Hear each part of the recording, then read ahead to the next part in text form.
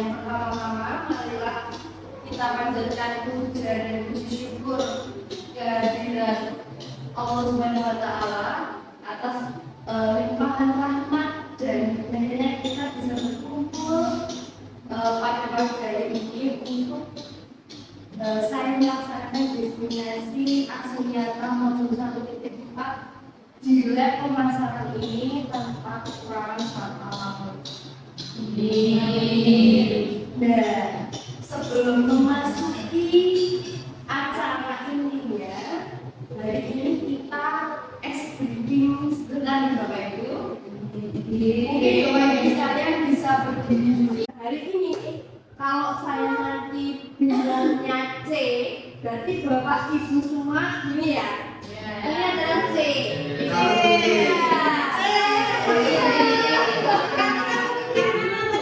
Kanan kiri boleh.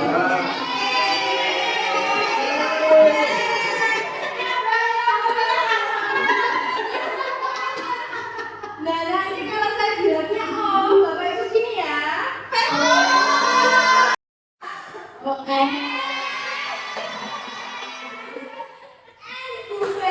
N itu begini ya.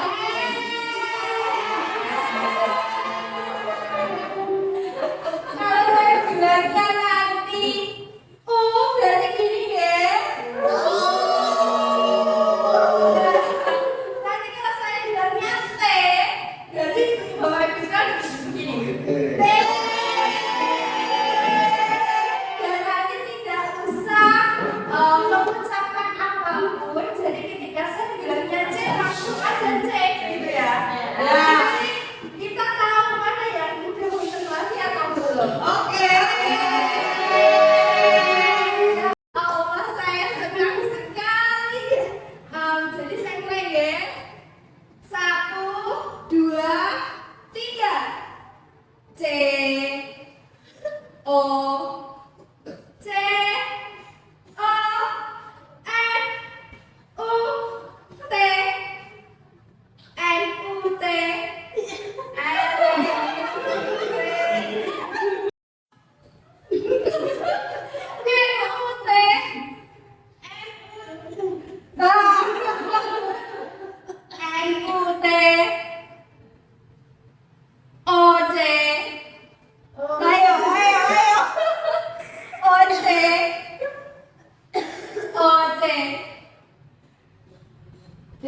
terima kasih. Nanti kalau saya ngomong, jenengan juga bisa ya. 1, 2, 3. Tangannya ke depan digerak-gerakkan, tangannya ke kiri digerak-gerakkan, tangannya ke kanan digerak-gerakkan, tangannya disilang, jempol digoyang.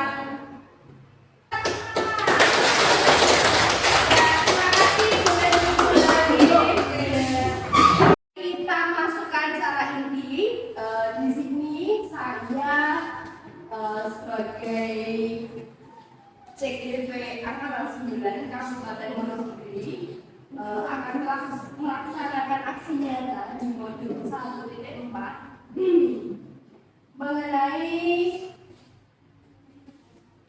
mengenai menciptakan budaya positif di sekolah. Nah, di sini budaya positif merupakan perwujudan dari nilai-nilai atau keyakinan universal yang diterapkan di sekolah. Budaya positif diawali dengan perubahan paradigma tentang teori kontrol. Kemudian dari sini kita nanti akan mempelajari mengenai budaya positif yang meliputi 6 hal. Yang pertama adalah perubahan paradigma stimulus respon. Kemudian yang kedua adalah konsep disiplin positif. Yang ketiga adalah keyakinan kelas. Kemudian yang keempat pemenuhan 5 kebutuhan dasar manusia. Dan yang keenam adalah Yang kelima, maaf, 5 posisi kontrol, dan yang keenam adalah segitiga restitusi. Nah, kita mulai dari yang pertama mengenai perubahan stimulus paradigma respon. Nah, perlu ditinjau ulang kalau dari SMK kita sepertinya dalam bentuk disiplin yang dijalankan selama ini di sekolah kita. Kemudian yang kedua adalah konsep disiplin positif yang biasanya kita sebut dengan reward. Kemudian yang ketiga adalah untuk menjadi orang yang percaya. Jadi Bapak Ibu, sebetulnya kalau dari materi yang saya dapat selama modul 1.40, reward dari punishment itu akan membawa dampak yang negatif bagi peserta didik. Kenapa? Karena kalau reward itu kan kalau kita sering memberikan reward, kita nanti akan membuat kebiasaan anak bahwa aku, misalkan kayak gini ya bahasanya, aku entuk iki bakalan gini, aku entuk iki bakalan gini. Anak akan seperti itu terus, dan itu akan tidak akan memunculkan motivasi diri dia sendiri dari dalam untuk melakukan perubahan yang lebih baik. Jadi yang namanya reward, paling tidak kita berikan apresiasi saja, Pak Tri. Nah, misal kalau dalam pembelajaran itu, kalau yang saya dapat kemarin, kalau di Bapak Ibu ada yang namanya apresiasi luar biasa ketika misalnya Bu Betty ini memberikan tanggapan, kemudian kita kasih apresiasi, misalkan kita kasih tepuk sip untuk Bu Betty misalkan, sip, kayak gitu Bapak Ibu. Itu salah satu apresiasi yang kita berikan ke anak, kemudian memberikan motivasi dan lain sebagainya. Jadi itu bisa memunculkan motivasi dari dalam. Kalau kita hanya memberikan reward, oh nilai 100 kita kasih coklat, oh dapat ini kita kasih ini, itu akan membawa dampak yang negatif bagi anak. Kemudian kalau punishment itu kan tidak disepakati oleh kedua belah pihak, hanya kita memberikan hukuman secara sepihak, dan dalam hal itu kita menciptakan efek yang negatif. Kemudian yang ketiga, membuat keyakinan kelas. Keyakinan kelas itu dalam pembentukan keyakinan kelas bersifat lebih abstrak daripada peraturan yang lebih rinci dan konkret. Keyakinan kelas berupa pernyataan-pernyataan universal, senantiasa dibuat dalam bentuk positif, kemudian tidak terlalu banyak sehingga mudah diingat dan dipahami oleh semua warga kelas. Nah, ini adalah dokumentasi pembuatan keyakinan kelas. Nah, untuk membuat keyakinan kelas itu kita ada SOP dan prosedurnya ya. Jadi tidak melulu kita membuat aturan di kelas saat itu. Kemudian yang pertama, caranya itu menggali peraturan yang perlu disepakati di dalam kelas. Jadi di saat saya membuat keyakinan kelas, saya membawa beberapa bahan yang memang saya butuhkan saat itu. Yang pertama adalah sticky notes, yang kertas warna-warni tempel kecil itu, kemudian beberapa spidol, kemudian ada kertas karton. Tapi saat itu karena kertas kartonnya ditempel tidak nempel-nempel, akhirnya tidak jadi menggunakan kertas karton. Kemudian yang kedua, mengubah peraturan menjadi kalimat positif. Nah, ini yang masih jadi koreksi kita bersama di SMK ini. Karena kita kita sebetulnya sudah membuat yang namanya peraturan kelas atau keyakinan kelas dan lain sebagainya. Nah, di sini kita itu yang belum menguasai adalah saat menjadikan kalimat tersebut menjadi kalimat positif. Contohnya satu kesepakatan, misalkan kita gali ide dari anak bahwasanya anak menulis tidak boleh membuang sampah sembarangan. Nah, itu berarti belum menjadi kalimat positif. Kalimat positifnya apa? Misalnya dari tidak boleh membuang sampah sembarangan. Nah, kita rubah menjadi membuang sampah pada tempatnya. Nah, di situ letaknya perbedaan yang kita lakukan selama ini dari apa yang kita lakukan di sekolah kita sama apa yang saya dapatkan saat pendidikan guru penggerak ini di tempat letaknya di situ.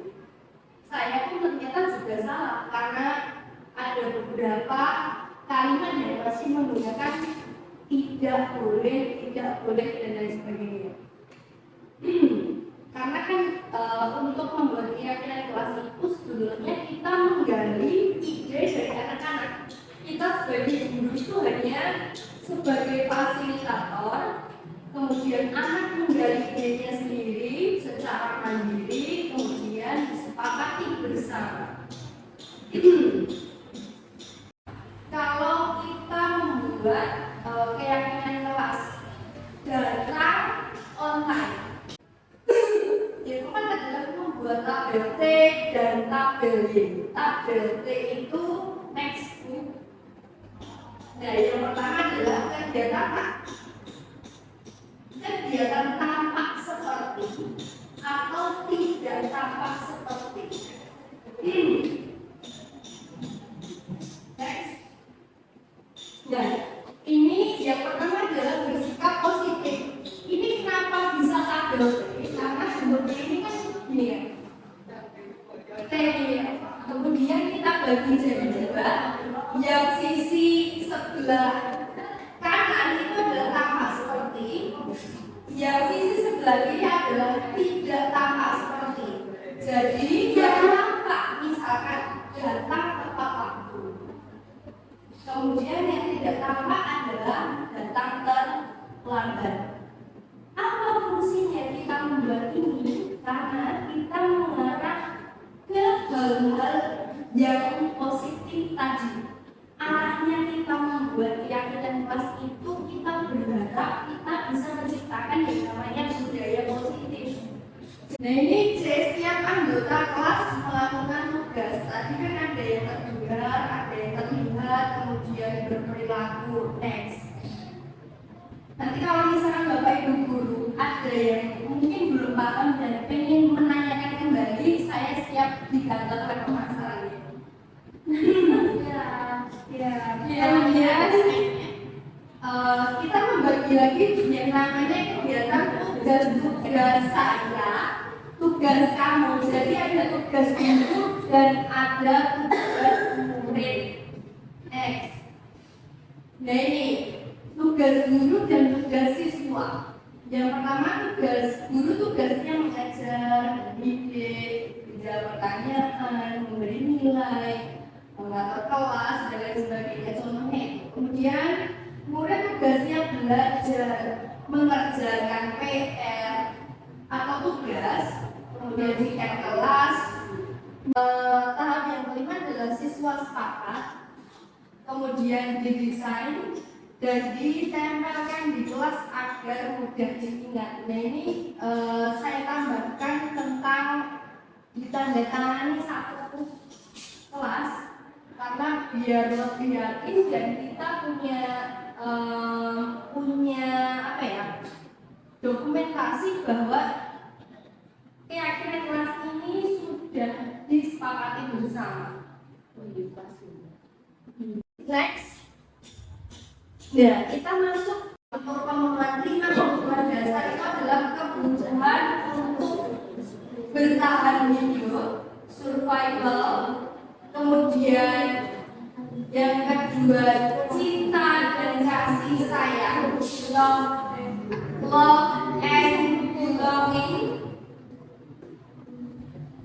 kebutuhan untuk diterima intinya. Kemudian yang ketiga adalah kebebasan, freedom, kebutuhan akan pilihan. Kemudian yang keempat adalah kesenangan atau fun, kebutuhan akan rasa senang. Dan yang kelima adalah penguasaan atau power, yaitu kebutuhan pengakuan atas kemampuan. Next book. Dan jadi ketika seorang murid melakukan suatu perbuatan yang bertentangan dengan nilai-nilai kebajikan, apa sih nilai kebajikan itu? Nah, itu ada keadilan, tanggung jawab. Dulu kita ingin mereka memasukkan hal-hal yang bermakna dan nilai-nilai kebajikan yang hari ini ke dalam dunia berkualitas mereka. Jadi bila guru dapat membangun interaksi yang memberdayakan dan memerdekakan murid, maka murid akan meletakkan dirinya sendiri sebagai individu yang positif dalam dunia berkualitas karena mereka menghargai nilai-nilai kebajikannya. Nah, itu memang sebagai tantangan kita sebagai guru. Betul-betul tantangan yang luar biasa. Kemudian masuk di posisi kontrol. 5 posisi kontrol orang tua ataupun atasan dalam melakukan kontrol. Yang pertama, penghukum. Penghukum dalam arti hukuman fisik atau verbal, biasanya patuhi tata tertib. Kemudian membuat orang merasa bersalah. Nah ini yang paling sering kita lakukan adalah ini. Biasanya guru menyampaikan dengan suara yang lembut. Ya tidak. Ya. Nah kalau orang tua tahu. Ya tidak. Ya. Kamu tidak kasihan sama ibu guru. Ya tidak.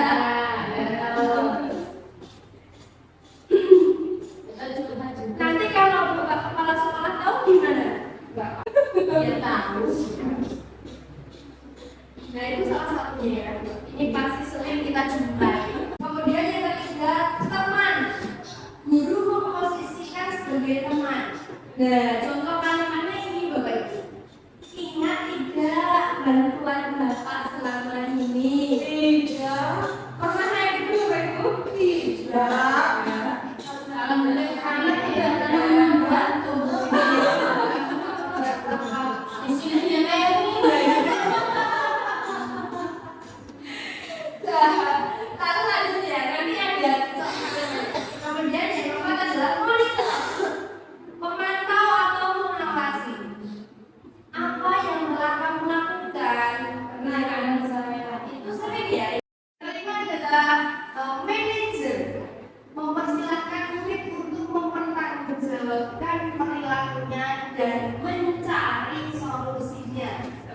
Nah, dari 5 ini yang paling sering kita lakukan yang mana? Semua. Tapi biasanya 1, 2, 1 dan 2 ya. 1, 4, 5 saya. 1, 2, 4. Next. Nah ini adalah contohnya. Contohnya ya. Kalau dari penghukum itu kan kalau guru berbuat kalau di kemudian gurunya berkata kata-kata seperti ini, kalau kamu tidak melakukannya awas ya rasakan. Dan itu sebagai penghukum, kata-katanya contohnya seperti itu. Kemudian hasil dari berkata itu adalah memberontak, menyalahkan orang lain, jadi berbohong. Kemudian kaitan dengan dunia berkualitas, murid meletakkan guru di luar dunia berkualitas. Kemudian muridnya berkata, biarkan saja, nanti juga marah lagi. Kayak sering marah. Sering kan? Kemudian dampaknya apa pada murid?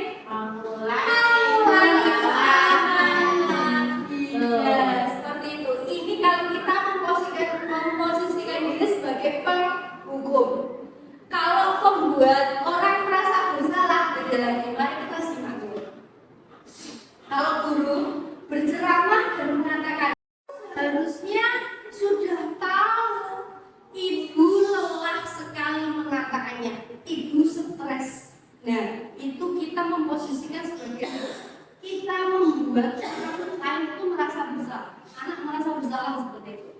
Kemudian hasilnya menyembunyikan, menyangkal dan berbohong lagi, Tidak berani ngomong. iya betul.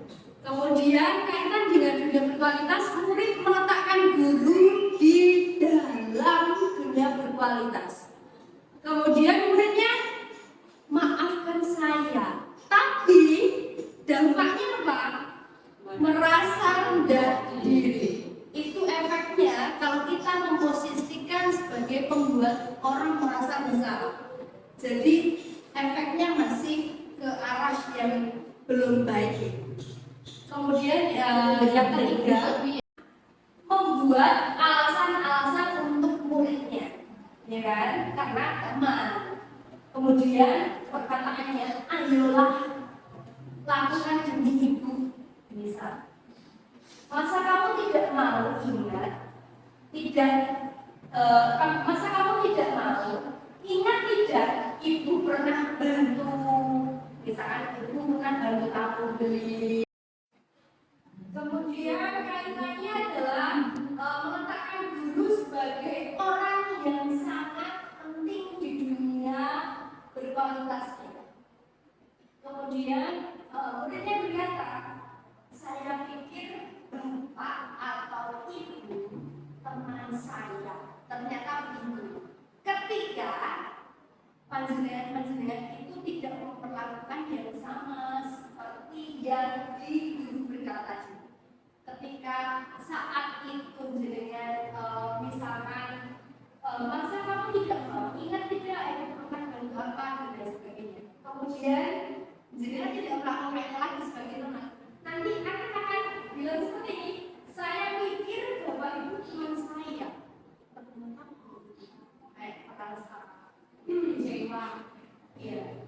Kemudian, ya, dan tertentu. Nah, dari sini kan dampaknya sangat tidak baik bagi anak.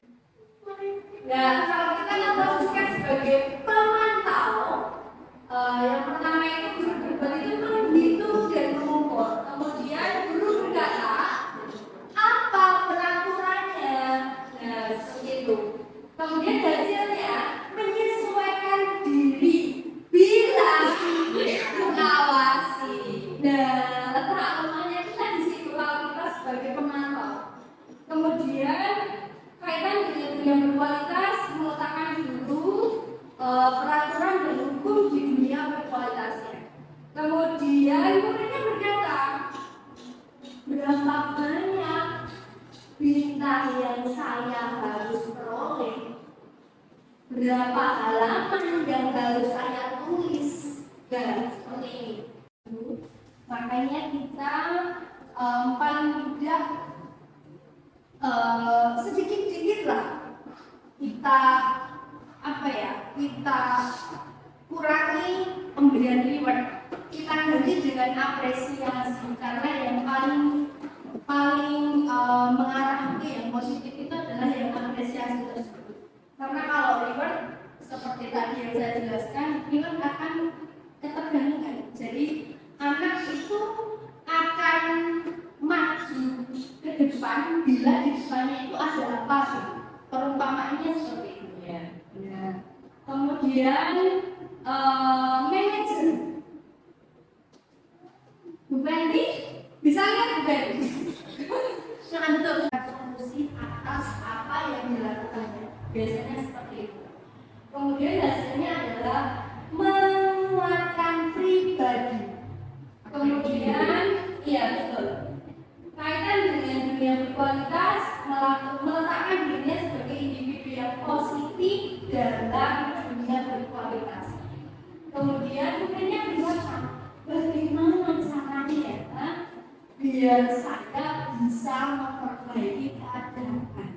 Nah, berarti kan anak digali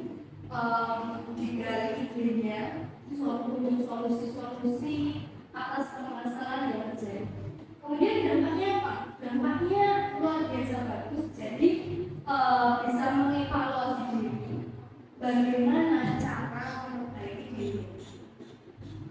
Berarti kita harus menjadi manajer. Iya. Tapi nggak perlu langsung berubah itu, Bapak. Ya, Karena kita juga terbiasa seperti ini, jadi ya pelan-pelan. Karena jadi manajer itu berawal dari sepak. kita memasuki yang namanya segitiga restitusi.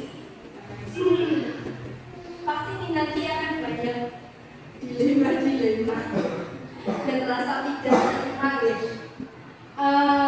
Restitusi adalah proses menciptakan kondisi bagi murid untuk memperbaiki kesalahan. Nah, langkah-langkahnya yang pertama ada menstabilkan identitas. Nah, kita semua akan melakukan hal terbaik yang bisa kita lakukan. Kemudian langkah yang kedua adalah validasi tindakan yang salah. Semua perilaku memiliki alasan. Kemudian yang ketiga adalah menanyakan keyakinan. Kita semua memiliki motivasi internal. Nah, ini adalah segitiga restitusi. Oke, ini adalah segitiga restitusi. Next. Yang pertama kita bahas adalah menstabilkan identitas. Jadi jika anak berbuat salah, maka ada kebutuhan dasar mereka yang tidak terpenuhi. Bagian dasar segitiga restitusi memiliki tujuan untuk merubah orang yang gagal karena telah berbuat kesalahan menjadi orang yang sukses. Dan ini adalah contoh kalimat dalam menstabilkan identitas. Menurut Randi, perbuatan yang Randi lakukan tadi pagi itu benar atau salah? Itu masuk di menstabilkan identitas.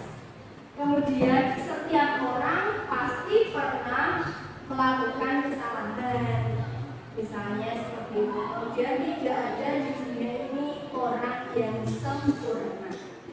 Ini adalah masuk di menstabilkan identitas.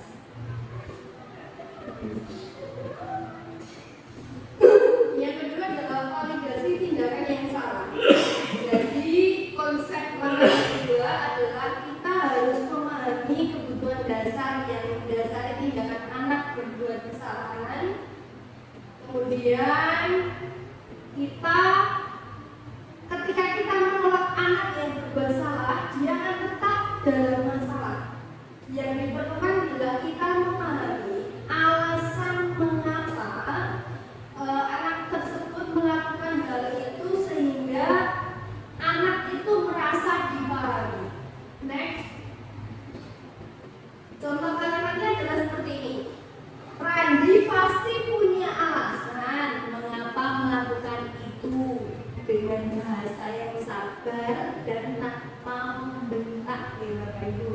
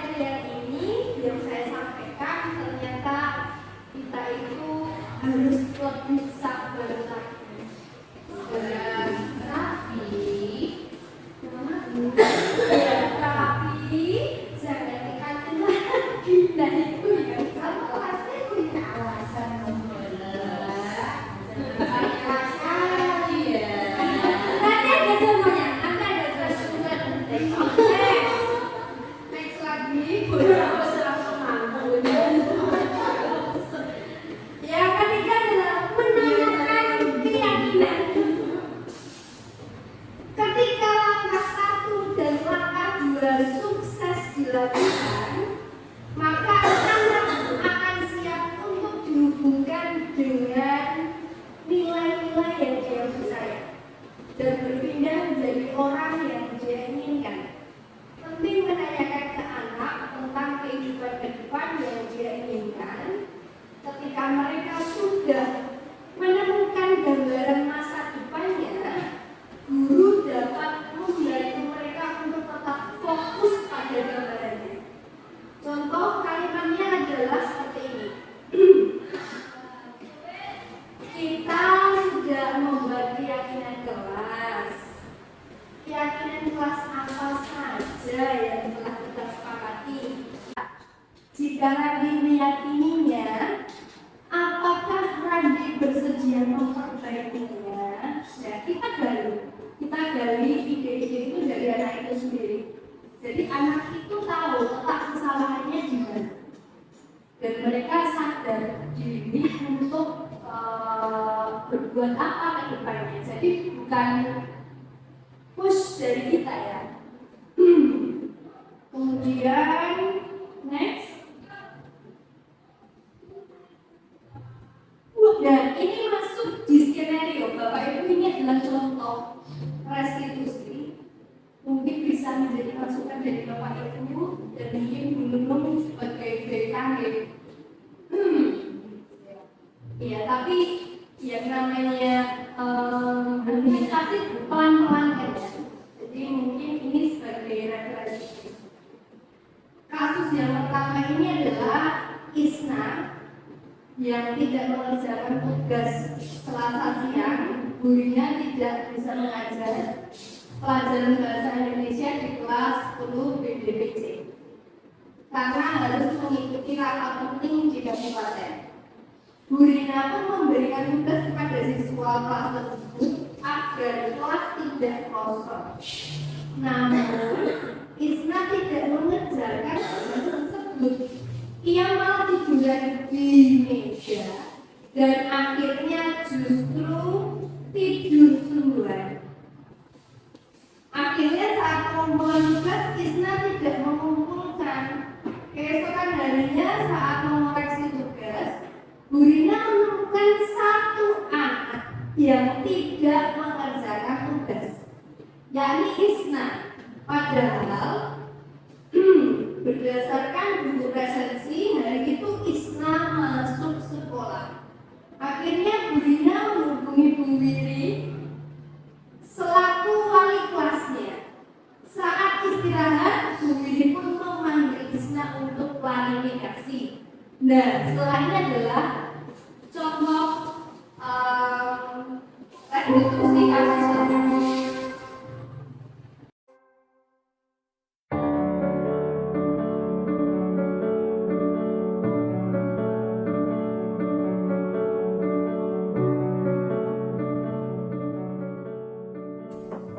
Selamat pagi Bu Wiri. Ya, selamat pagi.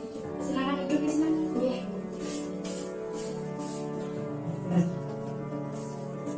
Isna, kamu tahu? Kamu tak pada di sini itu karena ini berkaitan dengan tugas. Tapi kamu kemarin masuk sekolah kan? Iya, masuk. Karena kemarin itu saya dapat laporan bahwa kamu tidak mengumpulkan tugas yang sebelumnya. Betul. Isna, tentunya semua orang itu pernah melakukan kesalahan, termasuk juga Bu Wiri juga pernah. Tapi semuanya itu pasti ada alasannya. Kira-kira kenapa kamu tidak mengumpulkan tugas yang sebelumnya? Karena saya capek dan mengantuk Bu. Soalnya rasanya otot sampai jam 12 lebih. Jadi kamu ngantuk ya? Iya Bu. Kamu kira-kira masih ingat gak sih keyakinan kelas yang sudah kita buat? Masih belum. Kira-kira dari keyakinan kelas yang kita buat, kamu tidak melaksanakan Yang bertanggung jawab. dan kamu kan udah tahu ya kamu tidak bertanggung jawab. Dan dari sini kira-kira kamu punya solusi depannya seperti apa? Iya Bu. Yang pertama, saya ingin maaf karena tidak mengumpulkan Yang kedua, saya tidak akan libur karena lagi. Dan yang ketiga, saya akan mengerjakan tugas dari Bu Lina dan akan mengumpulkannya besok. Baiklah, saya apresiasi kamu sudah mau mengambil kesalahan dan bertanggung jawab. Setelah ini jangan lagi dan kamu wajib tahu kamu seorang pelajar, jadi kamu jangan dikemas ya. Kamu belum kembali ke kelas. Terima kasih Bu Lili. Iya, sama. Permisi.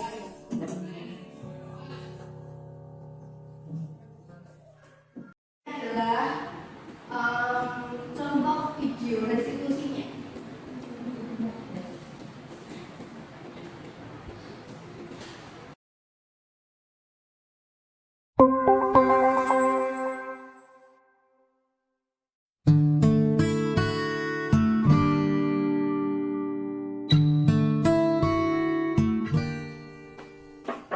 Assalamualaikum Bu Lili. Waalaikumsalam. Silakan duduk, Eva. Eva, kamu tahu saya panggil ke sini karena apa? Sepertinya karena kemarin saya tidak ikut ekstra pelajaran. Kamu tidak ikut ekstra ya hari Jumat kemarin? Tidak Bu, karena kemarin saya buru-buru pulang karena mau diajak ayah pergi piknik. Wah, pasti menyenangkan sekali ya Pak, karena diajak piknik. Ibu pun juga pasti sangat senang sekali kalau diajak piknik. Tapi, apa yang kamu lakukan itu sudah sesuai aturan sekolah atau belum sih Pak? Belum Bu, karena kemarin saya tidak izin. Tidak izin pembina ya? Tidak. Iya, karena kemarin pembinanya juga laporan ke saya kalau kamu tidak mengikuti ekstra dan tanpa izin. Eva, kamu masih ingat gak sih mengenai keyakinan sekolah kita? Kira-kira keyakinan apa yang ingin kamu terapkan atas kasus ini? Penting mengikuti kegiatan sekolah Bu. Nah, kira-kira hal apa yang bisa kamu terapkan mengenai aturan sekolah yang kamu yakini? Saya bisa meminta izin kepada pembina pramuka Bu. Ada yang lain mungkin? Saya mengikuti ekstra dulu, baru ikut ajakan ayah saya. Mungkin itu Bu. Nah, berarti kamu sudah paham ya bahwa kita itu harus tertib aturan sekolah ya Pak. Ya Bu, insya Allah kedepannya lagi saya akan lebih tertib lagi. Maaf ya Bu. Iya, saya terima maaf kamu dan semoga tidak diulang lagi ya. Ya Bu. Ya, terima kasih, kamu boleh kembali lagi. Ya, Bu. Permisi Bu. Iya. Terima kasih Bu Wiri atas apa yang telah saya lalui. Saya jadi mengerti apa yang dimaksud dengan manfaat dari kesepakatan kelas. Saya berjanji saya tidak akan mengulangi kesalahan saya lagi.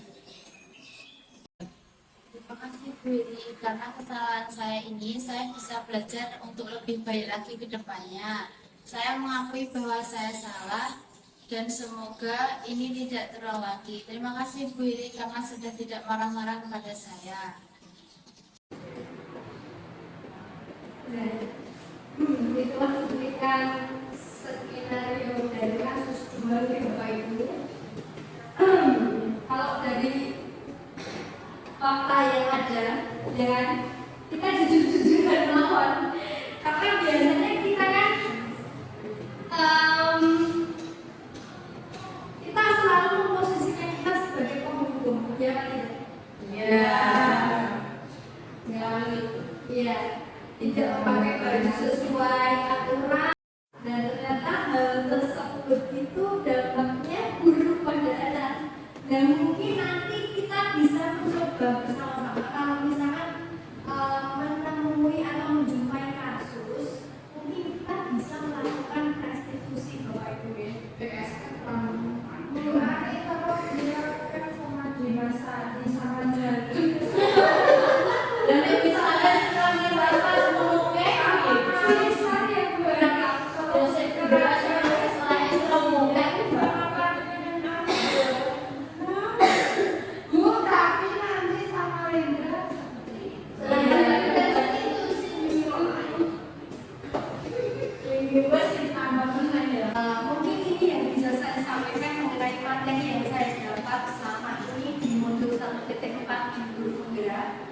Nah, mungkin ada dari Bapak Ibu yang ingin menyampaikan tanggapan atau mungkin pertanyaan. Nanti saya mulai mungkin satu Bapak Ibu dulu, jawab dan lain sebagainya ya. Nanti diikuti selanjutnya. Ya. Oh jadi, oh Bapak. Assalamualaikum warahmatullahi wabarakatuh. Terima kasih Bu Wiri atas diseminasinya pada pagi hari ini.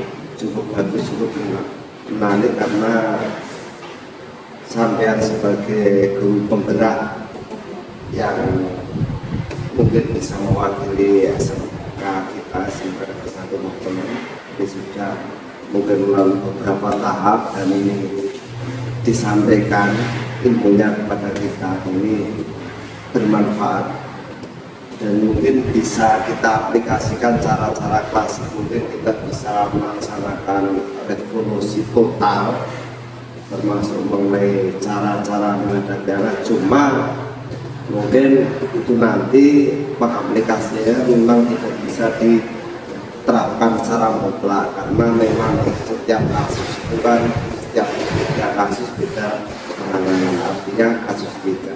Dan yang lebih terpenting adalah bukan hanya disampaikan kepada kita semua, tapi kita semua bisa menjalankan lebih-lebih dengan sebagai guru penggerak. Tentu harus ada bedanya dengan bapak ibu guru yang lain yang tidak mengikuti program tersebut. Terima kasih.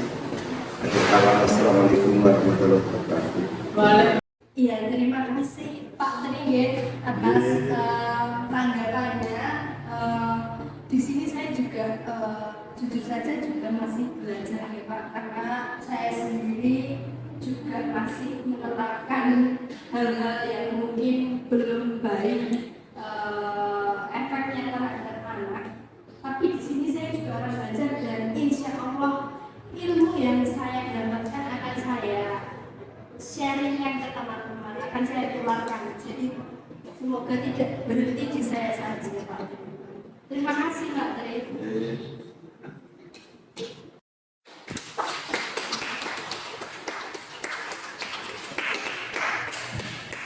Mungkin ada yang lain, ada yang mau bertanya mungkin.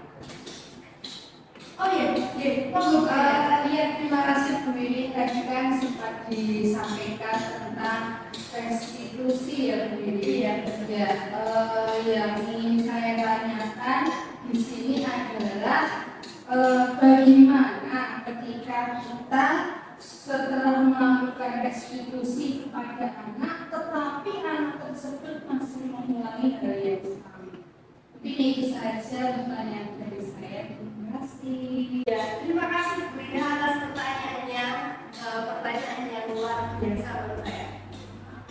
Nah, kalau dalam kasus ini, misalkan kita melaksanakan restitusi pada anak yang bernama Randi. Randi itu terlambat masuk sekolah, misal. Di hari itu dia terlambat masuk sekolah, kemudian kita melaksanakan restitusi. Nah, kita kenali dulu ketika dia mengulangi kesalahan yang sama, kita kenal dulu kenapa dia terlambat lagi. Karena alasan di hari pertama dengan alasan di hari kedua mungkin ada perbedaan alasan. Misalnya yang pertama karena pengusiaan, kemudian kita sedang restitusinya, kemudian sudah selesai, kemudian dari itu dia terlambat lagi. Dan kita restitusi lagi, iya. Jadi kita restitusi lagi, kita cari tahu alasannya apa lagi. Karena kan tidak bisa menyamakan kan hari pertama kesiangan, mungkin hari kedua ada saudaranya yang masuk rumah sakit, atau mungkin hari selanjutnya dia lebaran dan lain sebagainya. Jadi kita tidak bisa menyamakan case masalahnya itu dengan alasan yang sama. Makanya kita melakukan restitusi terus-menerus. Seperti itu Bu Ina. Terima kasih Bu Wiri. Mungkin ada yang bertanya lagi kalau tadi yang membahas. Oke,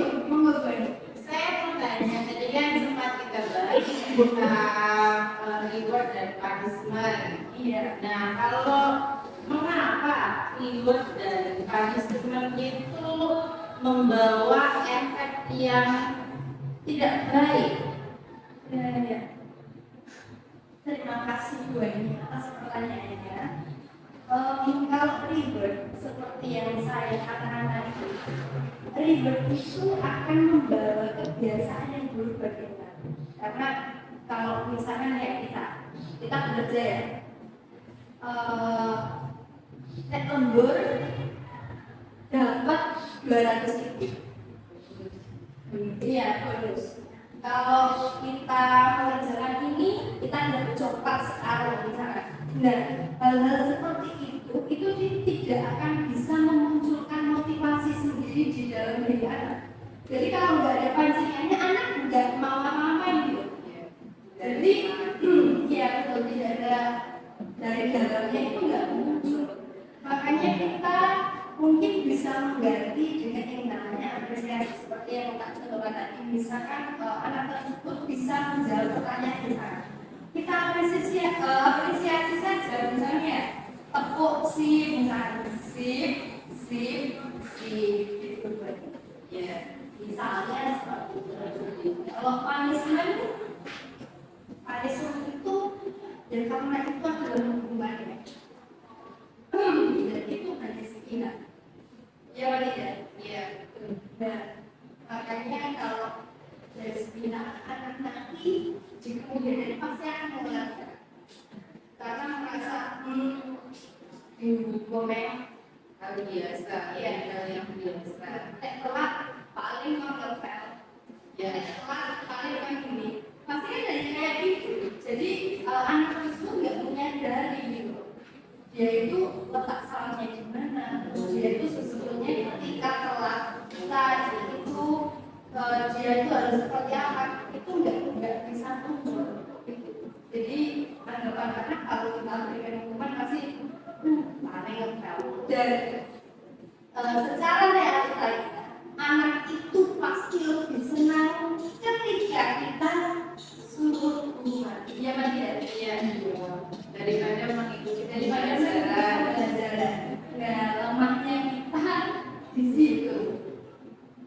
Ya, terima kasih Bu Eni atas pertanyaannya. Pertanyaannya banyak Bu ya.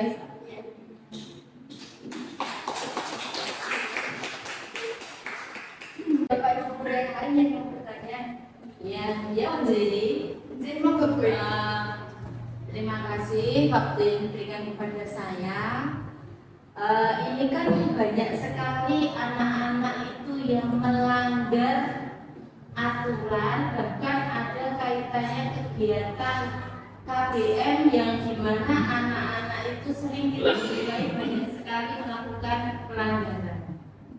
Saya masih kurang jelas apa bedanya keyakinan atau kesepakatan kelas dengan peraturan kelas atau peraturan sekolah. Itu mungkin kalau Bu Wili bisa menjelaskan, maka kita jadi tahu perbedaannya. Terima kasih. Iya, terima kasih Bu Eni. Pertanyaan yang sangat luar biasa ya.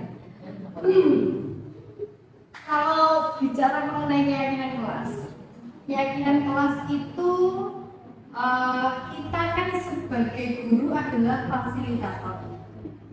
Kita memfasilitasi anak untuk menggali ide-idenya, ide-ide untuk menentukan keyakinan kelas apa yang akan kita sepakati bersama gitu. Jadi kalau kita sebagai fasilitator kita hanya memfasilitasi, menggali ide anak, menyampaikan apa yang dia inginkan misalkan. Kemudian setelah selesai jadi kita pasang bersama dan itu diyakini bersama. Tapi kalau peraturan kelas itu karena itu sudah aturan, itu kan hanya dibuat di sepihak orang, ya kan? Tapi kalau keyakinan kelas kan kita berembuk bersama bagaimana nanti jalannya biar kita bisa memunculkan budaya positif di kelas, kemudian tidak membawa hal-hal yang buruk di kelas bagaimana, kita gali itu dari anak. Jadi bukan kita sebagai guru yang memunculkan keyakinan-keyakinan itu, tapi kita membahasnya secara bersama-sama. Dari anak dulu, kita membahas bersama, kemudian kita sepakati dan kita tempelkan di kelas dan diyakini dalam satu kelas itu. Tapi kalau peraturan kelas itu kita hanya membuat, apakah kita melibatkan anak? Tidak ada yang buat. Iya, apa ya? Iya, membuatnya. Jadi kalau bedanya keyakinan kelas dan peraturan itu letaknya di situ. Ya, seperti itu. Mungkin belum paham lagi atau bisa saya jelaskan lagi? Sudah lebih jelas. Terima kasih. Iya. Terima kasih Bu Eni.